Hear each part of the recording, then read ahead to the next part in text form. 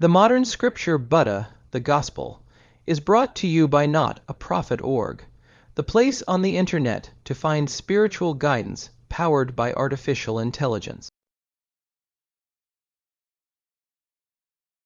Kassapa, the fire worshipper, at that time there lived in Uruvela the Jatilas, Brahmin hermits with matted hair, worshipping the fire and keeping a fire dragon, and Kassapa was their chief.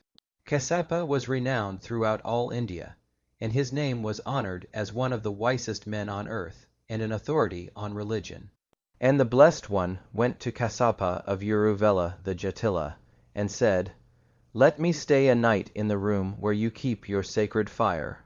Kassapa, seeing the Blessed One in his majesty and beauty, thought to himself, "This is a great Muni and a noble teacher. Should he stay overnight in the room where the sacred fire is kept?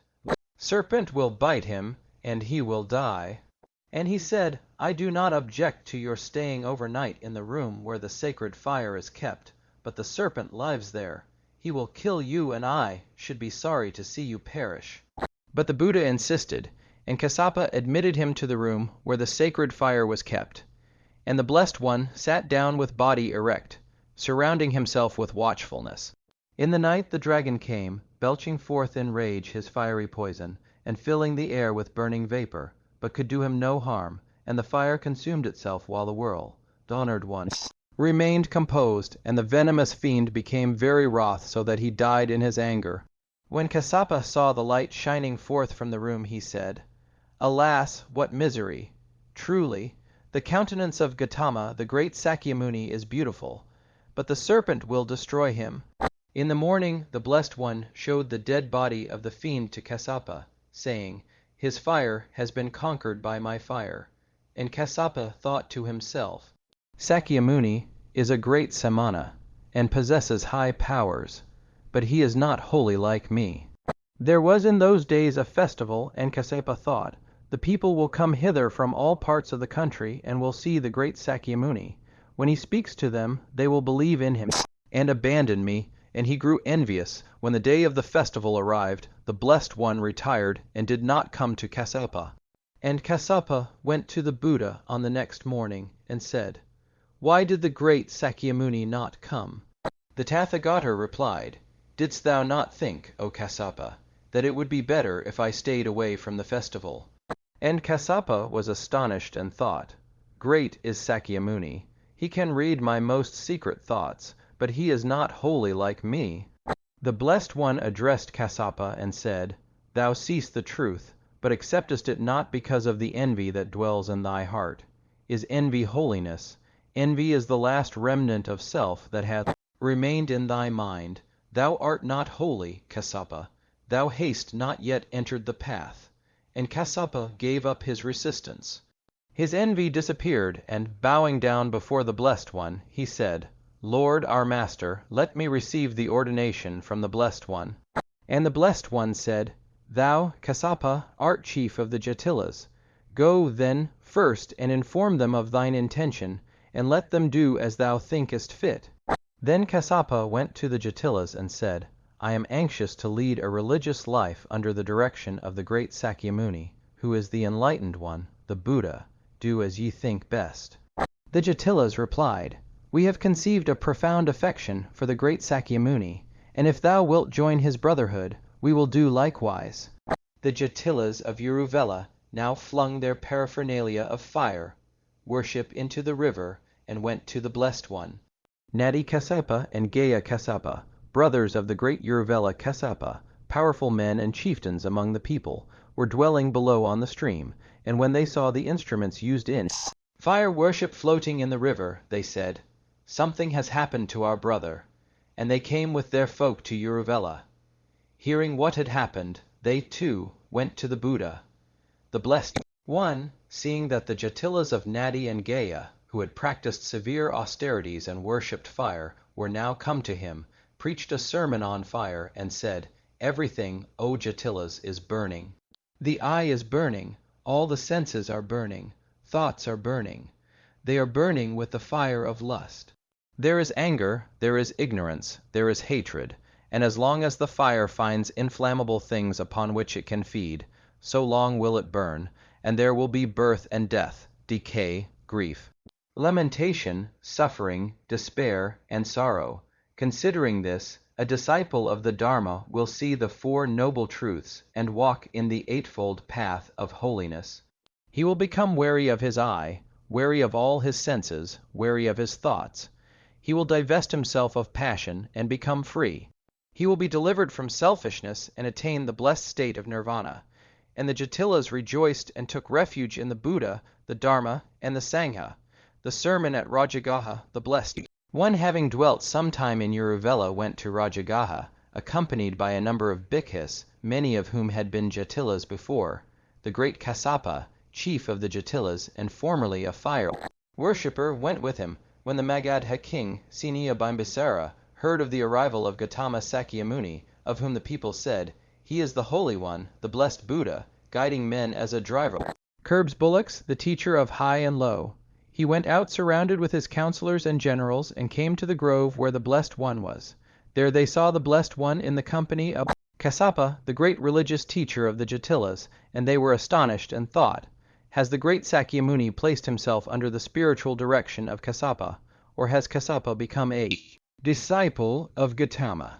The Tathagata, reading the thoughts of the people, said to Kassapa, "What knowledge hast thou gained, O Kassapa, and what has induced thee to renounce the sacred fire and give up thine austere penances?" Kassapa said, "The profit I derived from adoring the fire was continuance in the wheel of individuality with all its sorrows and vanities. This service I have cast away, and instead of continuing penances and sacrifices, I have gone in quest of the highest nirvana. Since I have seen the light of truth, I have abandoned worshipping the fire." The Buddha, perceiving that the whole assembly was ready as a vessel to receive the doctrine, spoke thus to Bimbisara, "King, he who knows the nature of self and understands how the senses act, finds no room for selfishness, and thus he will attain peace unending. The world holds the thought of self, and from this arises false apprehension. Some say that the self endures after death, some say it perishes. Both are wrong, and their error is most grievous. For if they say the self is perishable, the fruit they strive for will perish too, and at some time there will be no hereafter. Good and evil would be indifferent. This salvation from selfishness is without merit. When some, on the other hand, say the self will not perish, then in the midst of all life and death there is but one identity unborn and undying. If such is their self, then it is perfect and cannot be perfected by deeds. The lasting, imperishable self could never be changed. Self would be lord and master, and there would be no use in perfecting the perfect. Moral aims and salvation would be unnecessary, but now we see the marks of joy and sorrow. Where is any constancy? If there is no permanent self that does our deeds, then there is no self. There is no actor behind our actions, no perceiver behind our perception, no lord behind our deeds. Now attend and listen. The senses meet the object, and from their contact sensation is born. Thence results recollection. Thus, as the sun's power through a burning glass causes fire to appear, so through the cognizance born of sense and object, the mind originates, and with it the ego, the thought of self, whom some Brahmin teachers call the Lord. The shoot springs from the seed is not the shoot. Both are not one and the same, but successive phases in a continuous growth. Such is the birth of animated life. Ye that are slaves of the self, and toil in its service from morn until night, ye that live in constant fear of birth, old age, sickness, and death, receive the good tidings that your cruel master exists not. Self is an error, an illusion, a dream. Open your eyes and awaken.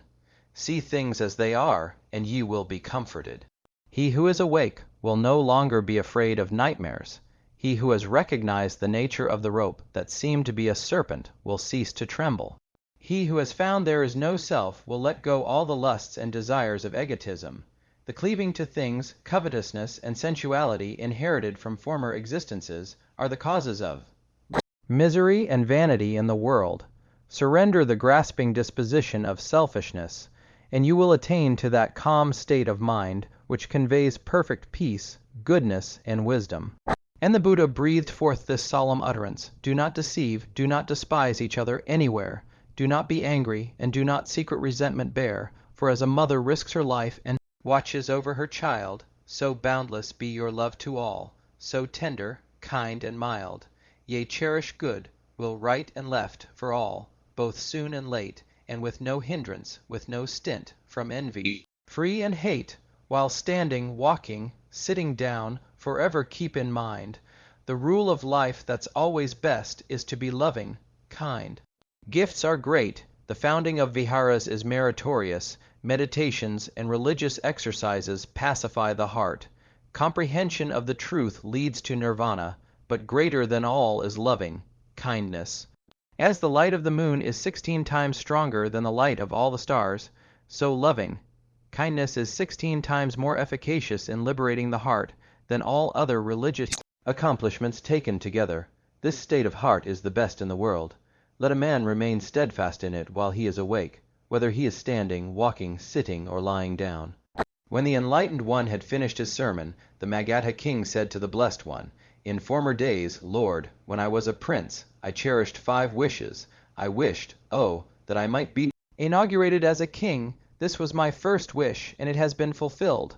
Further, I wished, might the holy Buddha, the perfect one, appear on earth while I rule, and might he come to my kingdom. This was my second wish, and it is fulfilled now. Further, I wished, might I pay my respects to him. This was my third wish, and it is fulfilled now. The fourth wish was, might the Blessed One preach doctrine to me, and this is fulfilled now. The greatest wish, however, was the fifth wish. Might I understand the doctrine of the Blessed One. And this wish is fulfilled too. Glorious Lord, most glorious is the truth preached by the Tathagata. Our Lord, the Buddha, sets up what has been overturned. He reveals what has been hidden. He points out the way to the wanderer who has gone astray. He lights a lamp in the darkness, so that those who have eyes to see may see. I take my refuge in the Buddha. I take my refuge in the Dharma. I take my refuge in the Sangha. The Tathagata, by the exercise of his virtue and by wisdom, showed his unlimited spiritual power. He subdued and harmonized all minds. He made them see and accept the truth, and throughout the kingdom the seeds of virtue were sown. The king's gift, Seniya Bimbisara, the king, having taken his refuge in the Buddha, invited the Tathagata to his palace, saying, Will the Blessed One consent to take his meal with me tomorrow, together with the fraternity of Bhikkhus? The next morning the king announced to the Blessed One that it was time for taking food. Thou art my most welcome guest, O Lord of the world, come. The meal is prepared. The Blessed One, having donned his robes, took his alms bowl, and, together with a great number of Bhikkhus, entered the city of Rajagaha. Sakka, the king of the Devas, assuming the appearance of a young Brahmin, walked in front and said, He who teaches self-control with those who have learned self-control, the Redeemer with those whom he has redeemed, the Blessed One with those to whom he has given peace, is entering Rajagaha. Hail to the Buddha, our Lord, honor to his name, and blessings to all who take refuge in him. Sakka intoned this stanza: Blessed is the place in which the Buddha walks, and blessed the ears which hear his talks. Blessed his disciples, for they are the tellers of his truth, both near and far. If all could hear this truth so good, then all men's minds would eat rich food, and strong would grow men's brotherhood. When the Blessed One had finished his meal and had cleansed his bowl and his hands, the king sat down near him and thought, Where may I find a place for the Blessed One to live in, not too far from the town and not too near, suitable for going and coming, easily accessible to all people who want to see him, a place that is by day not too crowded, and by night not exposed to noise, wholesome and well fitted for a retired life. There is my pleasure garden, the bamboo grove Viluvana, fulfilling all these conditions. I shall offer it to the brotherhood whose head is the Buddha. The king dedicated his garden to the brotherhood, saying, May the Blessed One accept my gift. Then the Blessed One, having silently shown his consent, and having gladdened and edified the Magadha king by religious discourse, rose from his seat and went away. Sariputta and Moggallana, at that time Sariputta and Moggallana, 2 Brahmins and chiefs of the followers of Sanjaya, led a religious life. They had promised each other, "He who first attains nirvana shall tell the other one." Sariputta, seeing the venerable Assaji begging for alms, modestly keeping his eyes to the ground, and dignified in deportment, exclaimed, "Truly this Samana has entered the right path. I will ask in whose name he has retired from the world, and what doctrine he professes." Being addressed by Sariputta, Assaji replied, "I am a follower of the Buddha, the Blessed One, but being a novice I can tell you the substance only of the doctrine." Said Sariputta, "Tell me, venerable monk, it is the substance I want." And Assaji recited the stanza, "Nothing we seek to touch or see can represent eternity. They spoil and die. Then let us find eternal truth within the mind." Having heard this stanza, Sariputta obtained the pure and spotless eye of truth and said, "Now I see clearly, whatsoever is subject to origination is also subject to cessation. If this be the doctrine, I have reached the state to enter nirvana, which heretofore has remained hidden from me." Sariputta went to Moggallana and told him, and both said, "We will go to the Blessed One, that he, the Blessed One, may be our teacher." When the Buddha saw Sariputta and Moggallana coming from afar, he said to his disciples, "These two monks are highly auspicious."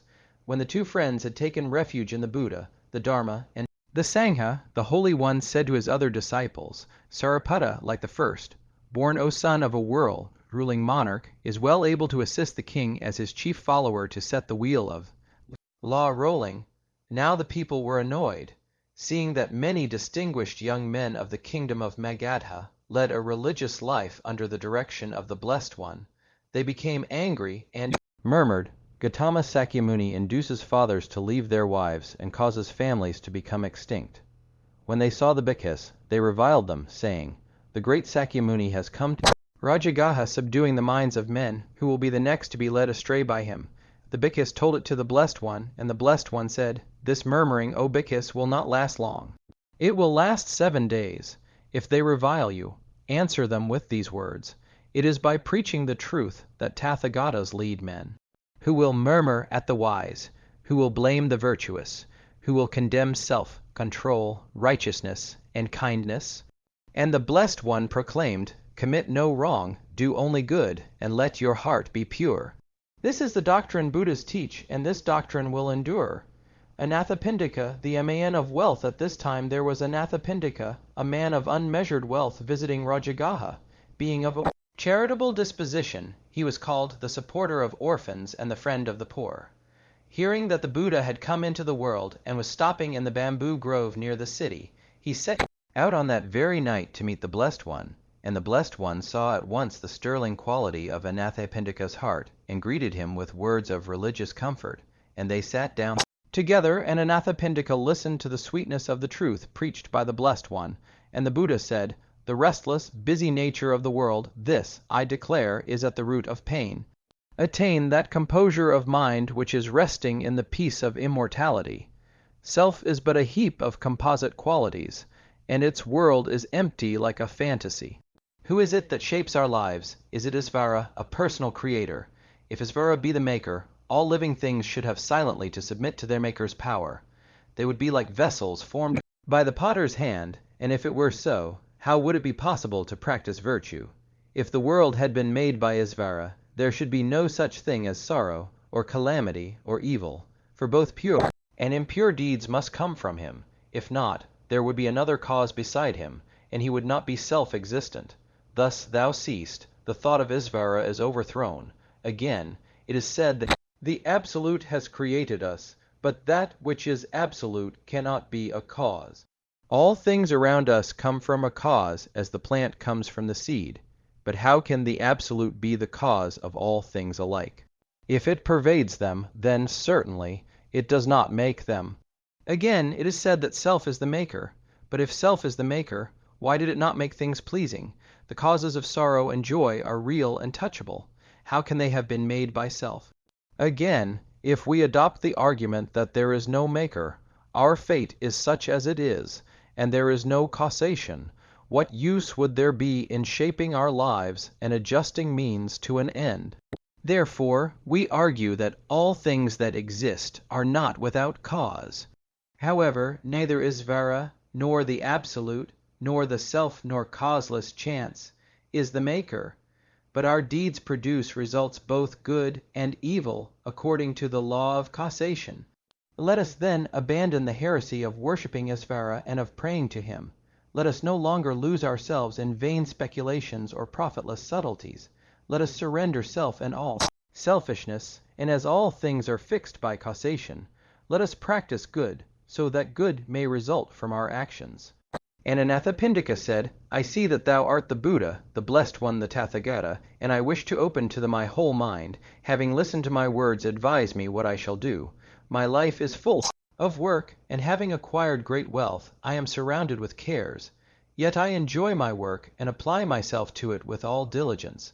Many people are in my employ, and depend upon the success of my enterprises. Now, I have heard thy disciples praise the bliss of the hermit and denounce the unrest of the world.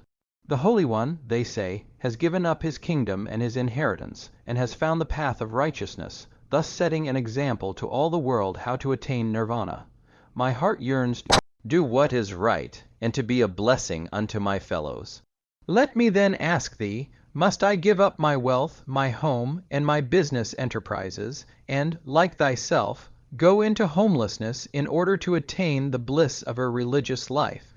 And the Buddha replied, the bliss of a religious life is attainable by every one who walks in the noble eightfold path.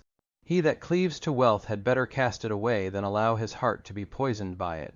But he who does not cleave to wealth and possessing riches uses them rightly, will be a blessing unto his fellows. It is not life and wealth and power that enslave men, but the cleaving to life and wealth and power. The bhikkhu who retires from the world in order to lead a life of leisure will have no gain, for a life of indolence is an abomination, and lack of energy is to be despised.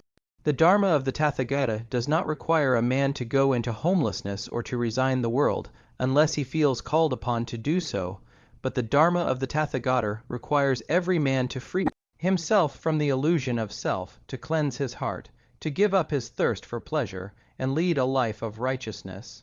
And whatever men do, whether they remain in the world as artisans, merchants, and officers of the king, or retire from the world and devote themselves to a life of religious meditation, let them put their whole heart into their task, let them be diligent and energetic, and if they are like the lotus, which, although it grows in the water, yet remains untouched by the water, if they struggle in life without cherishing envy or hatred, if they live in the world not a life of self, but a life of truth, then surely joy, peace, and bliss will dwell in their minds. The Sermon on Charity. Anathapindika rejoiced at the words of the Blessed One, and said, I dwell at Savatthi, the capital of Kosala, a land rich in produce and enjoying peace. Pasenadi is the king of the country, and his name is renowned among our own people and our neighbors. Now I wish to found there a vihara, which shall be a place of religious devotion for your brotherhood, and I pray you kindly to accept it. The Buddha saw into the heart of the supporter of orphans, and knowing that unselfish charity was the moving cause of his offer, in acceptance of the gift, the Blessed One said, the charitable man is loved by all, his friendship is prized highly. In death his heart is at rest and full of joy, for he suffers not from repentance. He receives the opening flower of his reward and the fruit that ripens from it. Hard it is to understand. By giving away our food, we get more strength. By bestowing clothing on others, we gain more beauty. By donating abodes of purity and truth, we acquire great treasures. There is a proper time and a proper mode in charity. Just as the vigorous warrior goes to battle, so is the man who is able to give. He is like an able warrior, a champion, strong and wise in action. Loving and compassionate, he gives with reverence and banishes all hatred, envy, and anger. The charitable man has found the path of salvation. He is like the man who plants a sapling, securing thereby the shade, the flowers, and the fruit in future years. Even so is the result of charity, even so is the joy of him who helps those that are in need of assistance. Even so is the great nirvana. We reach the immortal path only by continuous acts of kindliness, and we perfect our souls by compassion and charity. Anathapindika invited Sariputta to accompany him on his return to Kosala and help him in selecting a pleasant site for the vihara. Jetavana, the vihara Anathapindika, the friend of the destitute and the supporter of orphans, having returned home, saw the garden of the heir apparent, Jeta, with its green groves and limpid rivulets, and thought, "This is the place which will be most suitable as a vihara for the brotherhood of the Blessed One." And he went to the prince and asked leave to buy the ground. The prince was not inclined to sell the garden, for he valued it highly. He at first refused, but said at last, "If thou canst cover it with gold, then, and for no other price, shalt thou have it." Anathapindika rejoiced and began to spread his gold, but Jeta said, "Spare thyself the trouble, for I will not sell." But Anathapindika insisted. Thus they contended until they resorted to the magistrate. Meanwhile the people began to talk of the unwonted proceeding, and the prince, hearing more of the details and knowing that Anathapindika was not only very wealthy, but also straightforward and sincere, inquired into his plans. On hearing the name of the Buddha, the prince became anxious to share in the foundation, and he accepted only one, half of the gold, saying, "Yours is the land, but mine are the trees. I will give the trees as my share of this offering to the Buddha."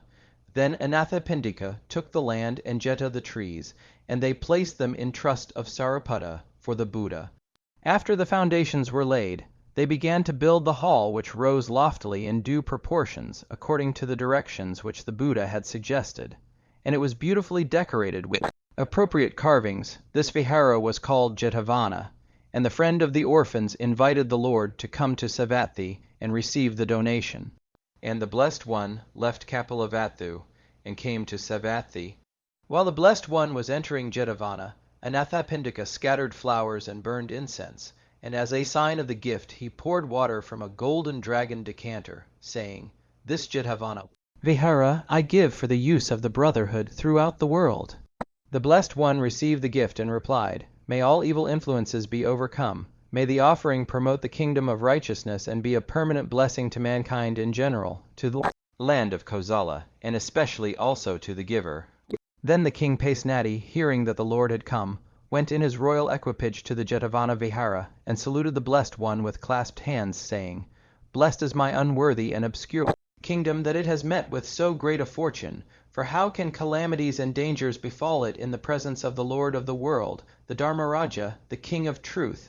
Now that I have seen thy sacred countenance, let me partake of the refreshing waters of thy teachings. Worldly profit is fleeting and perishable, but religious profit is eternal and inexhaustible. A worldly man, though a king, is full of trouble, but even a common man who is holy has peace of mind." Knowing the tendency of the king's heart, weighed down by avarice and love of pleasure, the Buddha seized the opportunity and said, "Even those who, by their evil karma, have been born in low degree, when they see a virtuous man, feel reverence for him, how much more must an independent king, on account of merits acquired in previous existences, when meeting a Buddha, conceive reverence for him. And now, as I briefly expound the law, let the Maharaja listen and weigh my words, and hold fast that which I deliver. Our good or evil deeds follow us continually like shadows. That which is most needed is a loving heart. Regard thy people as men do an only son. Do not oppress them, do not destroy them. Keep in due check every member of thy body. Forsake unrighteous doctrine, and walk in the straight path. Exalt not thyself by trampling down others, but comfort and befriend the suffering. Neither ponder on kingly dignity, nor listen to the smooth words of flatterers. There is no profit in vexing oneself by austerities, but meditate on the Buddha and weigh his righteous law. We are encompassed on all sides by the rocks of birth, old age, disease, and death, and only by considering and practicing the true law can we escape from this sorrow-piled mountain. What profit, then, in practicing iniquity? All who are wise spurn the pleasures of the body. They loathe lust and seek to promote their spiritual existence. When a tree is burning with fierce flames, how can the birds congregate therein? Truth cannot dwell where passion lives. He who does not know this, though he be a learned man and be praised by others as a sage, is beclouded with ignorance. To him who has this knowledge wisdom dawns, and he will beware of hankering after pleasure. To acquire this state of mind, wisdom is the one thing needful. To neglect wisdom will lead to failure in life. The teachings of all religions should center here, for without wisdom there is no reason. This truth is not for the hermit alone. It concerns every human being, priest and layman alike. There is no distinction between the monk who has taken the vows and the man of the world living with his family. There are hermits who fall into perdition, and there are humble householders who mount to the rank of rishis. Hankering after pleasure is a danger common to all. It carries away the world. He who is involved in its eddies finds no escape. But wisdom is the handy boat, reflection is the rudder. The slogan of religion calls you to overcome the assaults of Mara, the enemy. Since it is impossible to escape the result of our deeds, let us practice good works. Let us guard our thoughts that we do no evil, for as we sow, so shall we reap. There are ways from light into darkness, and from darkness into light. There are ways, also, from the gloom into deeper darkness, and from the dawn into brighter light. The wise man will use the light he has to receive more light. He will constantly advance in the knowledge of truth, exhibit true superiority by virtuous conduct and the exercise of reason, meditate deeply on the vanity of earthly things, and understand the fickleness of life. Elevate the mind, and seek sincere faith with firm purpose. Transgress not the rules of kingly conduct, and let your happiness depend, not upon external things, but upon your own mind. Thus you will lay up a good name for distant ages, and will secure the favor of the Tathagata. The king listened with reverence, and remembered all the words of the Buddha in his heart, the three characteristics and the uncreated. When the Buddha was staying at the Velavana, the bamboo grove at Rajagaha, he addressed the brethren thus: whether Buddhas arise, O priests, or whether Buddhas do not arise, it remains a fact, and the fixed and necessary constitution of being, that all conformations are transitory. This fact a Buddha discovers and masters, and when he has discovered and mastered it, he announces, publishes, proclaims, discloses, minutely explains, and makes it clear that all conformations are transitory. Whether Buddhas arise, O priests, or whether Buddhas do not arise, it remains a fact and a fixed and necessary constitution of being, that all conformations are suffering. This fact a Buddha discovers and masters, and when he has discovered and mastered it, he announces, publishes, proclaims, discloses, minutely explains, and makes it clear that all conformations are suffering. Whether Buddhas arise, O priests, or whether Buddhas do not arise, it remains a fact and a fixed and necessary constitution of being, that all conformations are lacking a self. This fact a Buddha discovers and masters, and when he has discovered and mastered it, he announces, teaches, publishes, proclaims, discloses, minutely explains, and makes it clear that all conformations are lacking a self. And on another occasion the Blessed One dwelt at Savatthi in the Jetavana, the garden of Anathapindika. At that time the Blessed One edified, aroused, quickened, and gladdened the monks with a religious discourse on the subject of nirvana. And these monks, grasping the meaning, thinking it out, and accepting with their hearts the whole doctrine, listened attentively. But there was one brother who had some doubt left in his heart. He arose, and clasping his hands made the request, "May I be permitted to ask a question?" When permission was granted, he spoke as follows: The Buddha teaches that all conformations are transient, that all conformations are subject to sorrow, that all conformations are lacking a self. How then can there be nirvana, a state of eternal bliss? And the Blessed One, this connection on that occasion, breathed forth this solemn utterance: There is, O monks, a state where there is neither earth, nor water, nor heat, nor air, neither infinity of space, nor infinity of consciousness, nor nothingness, nor perception, nor non-perception, neither this world nor that world, neither sun nor moon. It is the uncreate, that, O monks, I term neither coming nor going nor standing, neither death nor birth.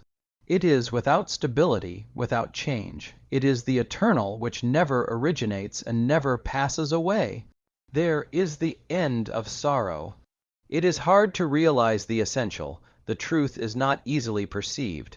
Desire is mastered by him who knows, and to him who sees aright all things are not.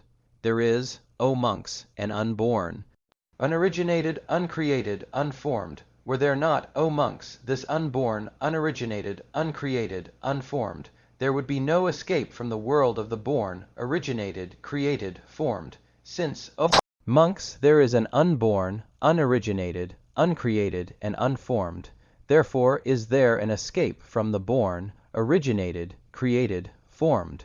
The Buddha's father, the Buddha's name, became famous over all India, and Suddhodana, his father, sent word to him saying, I am growing old and wish to see my son before I die. Others have had the benefit of his doctrine, but not his father nor his relatives. And the messenger said, O world, honored Tathagata, thy father looks for thy coming as the lily longs for the rising of the sun. The Blessed One consented to the request of his father, and set out on his journey to Kapilavatthu. Soon the tidings spread in the native country of the Buddha. Prince Siddhartha, who wandered forth from home into homelessness to obtain enlightenment, having attained his purpose, is coming back. Suddhodana went out with his relatives and ministers to meet the prince. When the king saw Siddhartha, his son, from afar, he was struck with his beauty and dignity, and he rejoiced in his heart, but his mouth found no words to utter. This, indeed, was his son. These were the features of Siddhartha. How near was the great Samana to his heart, and yet what a distance lay between them. That noble Muni was no longer Siddhartha, his son. He was the Buddha, the Blessed One, the Holy One, Lord of Truth, and Teacher of mankind. Suddhodana, the king, considering the religious dignity of his son, descended from his chariot, and after saluting his son, said, It is now 7 years since I have seen thee. How I have longed for this moment. Then the Sakyamuni took a seat opposite his father, and the king gazed eagerly at his son. He longed to call him by his name, but he dared not. Siddhartha, he exclaimed silently in his heart, Siddhartha, come back to thine aged father, and be his son again. But seeing the determination of his son, he suppressed his sentiments, and desolation overcame him. Thus the king sat face to face with his son, rejoicing in his sadness and sad in his rejoicing. Well might he be proud of his son, but his pride broke down at the idea that his great son would never be his heir. I would offer thee my kingdom, said the king, but if I did, thou wouldst account it but as ashes. And the Buddha said, I know that the king's heart is full of love, and that for his son's sake he feels deep grief, but let the ties of love that bind him to the son whom he lost embrace with equal kindness all his fellow beings, and he will receive in his place a greater one than Siddhartha. He will receive the Buddha, the teacher of truth, the preacher of righteousness, and the peace of Nirvana will enter into his heart. Suddhodana trembled with joy when he heard the melodious words of his son, the Buddha, and clasping his hands, exclaimed with tears in his eyes, Wonderful in this change! The overwhelming sorrow hath passed away. At first my sorrowing heart was heavy, but now I reap the fruit of thy great renunciation. It was right that, moved by thy mighty sympathy, thou shouldst reject the pleasures of royal power and achieve thy noble purpose in religious devotion. Now that thou hast found the path, thou canst preach the law of immortality to all the world that yearns for deliverance. The king returned to the palace, while the Buddha remained in the grove before the city. Yasodhara, the former wife, on next morning, the Buddha took his bowl and set out to beg his food. And the news spread abroad. Prince Siddhartha is going from house to house to receive alms in the city, where he used to ride in a chariot attended by his retinue. His robe is like a red clod, and he holds in his hand an earthen bowl. On hearing the strange rumor, the king went forth in great haste, and when he met his son, he exclaimed, Why dost thou thus disgrace me? Knowest thou not that I can easily supply thee and thy bick with food? And the Buddha replied, It is the custom of my race. But the king said, How can this be? Thou art descended from kings, and not one of them ever begged for food. O great king, rejoined the Buddha, thou and thy race may claim descent from kings. My descent is from the Buddhas of old. They, begging their food, lived on alms. The king made no reply, And the Blessed One continued, "It is customary, O king, when one has found a hidden treasure, for him to make an offering of the most precious jewel to his father. Suffer me, therefore, to open this treasure of mine, which is the Dharma, and accept from me this gem." And the Blessed One recited the following stanza: "Arise from dreams and delusions, awaken with open mind, seek only truth. Where you find it, peace also you will find." Then the king conducted the prince into the palace, and the ministers and all the members of the royal family greeted him with great reverence. Yasodhara, the mother of Rahula, did not make her appearance. The king sent for Yasodhara, but she replied, "Surely, if I am deserving of any regard, Siddhartha will come and see me." The Blessed One, having greeted all his relatives and friends, asked, "Where is Yasodhara?" And on being informed that she had refused to come, he rose straightway and went to her apartments. "I am free," the Blessed One said to his disciples, Sariputta and Moggallana, whom he had bidden to accompany him to the princess's chamber. "The princess, however, is not as yet free. Not having seen me for a long time, she is exceedingly sorrowful.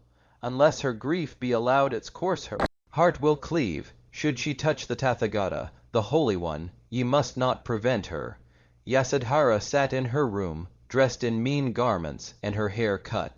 When Prince Siddhartha entered, she was, from the abundance of her affection, like an overflowing vessel, unable to contain her love. Forgetting that the man whom she loved was the Buddha, the Lord of the world, the preacher of truth, she held him by his feet and wept bitterly.